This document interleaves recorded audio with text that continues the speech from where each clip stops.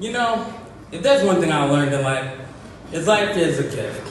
And we should never take it for granted. Yes. And something else you have to know, I don't know a lot about all the events that took place while I was born. And that's funny enough because much like Sheldon Cooper from the Big Bang Theory, I pretty much have a good eidetic memory about a lot of things, so I'm fortunate to have that. But that being said, I would like to extend my thank you and congratulations to Dr. Berenstein because without him and the support of my family, I wouldn't even be here right now. So thank you and enjoy your retirement, Dr. B.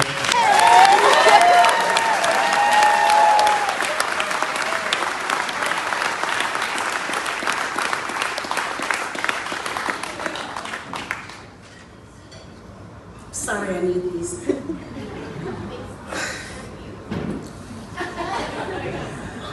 Life is truly a miracle, and giving birth is miraculous.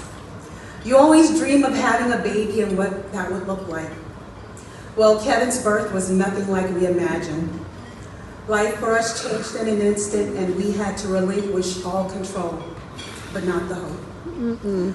Now walks in Dr. Berenstein. The baton and control was now handed over to him, and it felt good.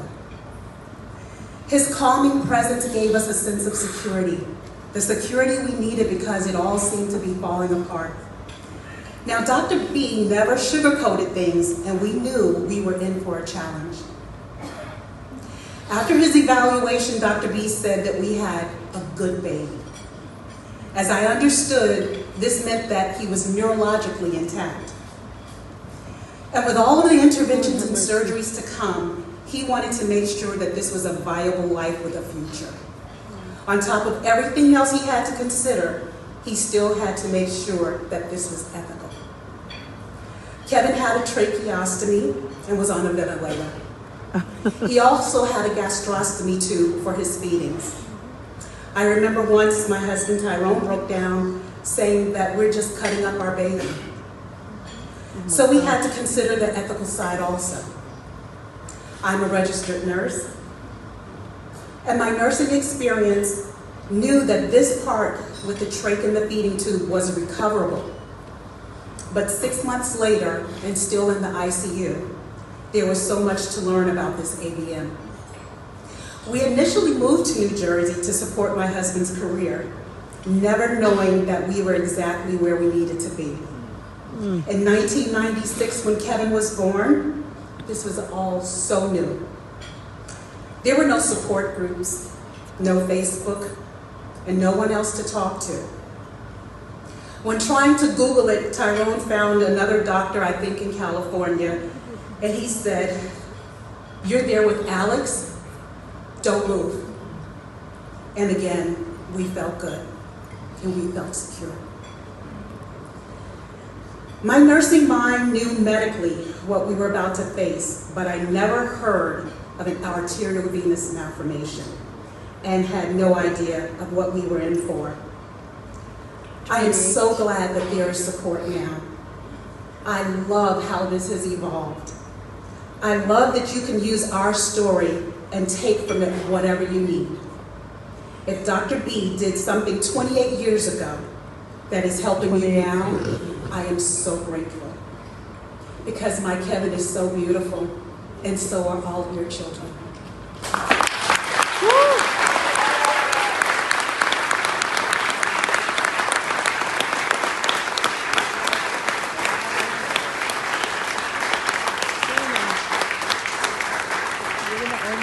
And once again, we'd like to say hats off to Marlene and Lena for all their due diligence in putting this incredible event together. Now, first of all, I could sit up here and talk about Dr. Berenstein, could talk to him as well, but I could talk about him, and we have hundreds of amazing stories of the interventions we went through. I remember Dr. B saying that Kevin was one of the most difficult cases he had ever seen, and he attributed most of his gray hairs to Kevin. But what was unique about Dr. B, and that's what I'd like to talk about. Who is he? Dr. B is the epitome of hard work, dedication, unselfishness, and love. He has spent a lifetime in the servitude, my glasses, I need them. He spent a lifetime in the servitude of others. I often wondered behind his incredible presence, his very gentle smile and loving care, the tolls of what this must have taken on him.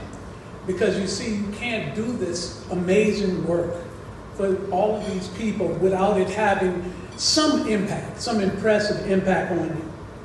When we met Dr. B in 1996, the news of just how ill Kevin was devastating. As my wife shared, we had never heard of an arterial venous malformation.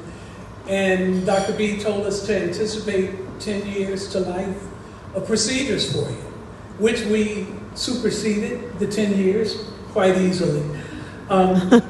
But what I would like to say is Dr. Berenstein is an amazing person. He's a humble man, and I'm quite sure he would say he's not deserving of these accolades. But we are grateful, not only for what you've done for Kevin, but each and every child, young adult, and family in this room. Wow. And we'd like to say, job well done, good sir. Yeah. Woo!